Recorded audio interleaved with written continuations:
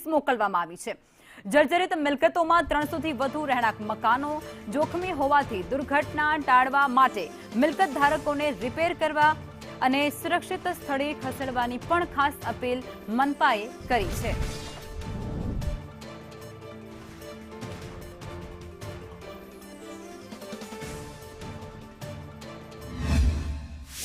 महापालिका द्वारा 886 જેટલા જર્જરિત ઇમારતોને તોડી પાડવા અથવા તો સલામત રીતે લોકોને ખસી જવા માટેની નોટિસ ફટકારવામાં આવી છે। ઉલ્લેખનીય છે કે ચોમાસા પહેલા મહાપાલિકા દ્વારા પ્રી મોન્સૂનની કામગીરી શરૂ કરી દેવામાં આવી છે, જેના ભાગરૂપે શહેરના ત્રણેય ઝોનની અંદર જર્જરિત મિલકતોને લઈને સર્વે કરવામાં આવ્યો હતો, જેમાં ત્રણેય ઝોનમાં મળીને કુલ 886 જેટલી એવી ઇમારતો મકાનો છે કે જેઓ જર્જરિત હાલતની અંદર છે ને તે જોખમી પુરવાર થઈ શકે છે।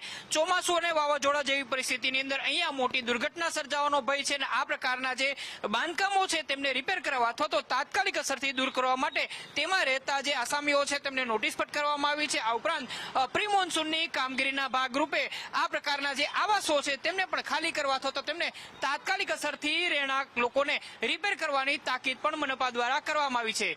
કેમેરામેન વિપુલ બોરીચા સાથે મયુર સોની, સંદેશ ન્યૂઝ, રાજકોટ। મોરબીના વાંકાનેર પંથકમાં બેફામ બનેલા ખનીજ ચોરો સામે પોલીસ અને ખાણ ખનીજ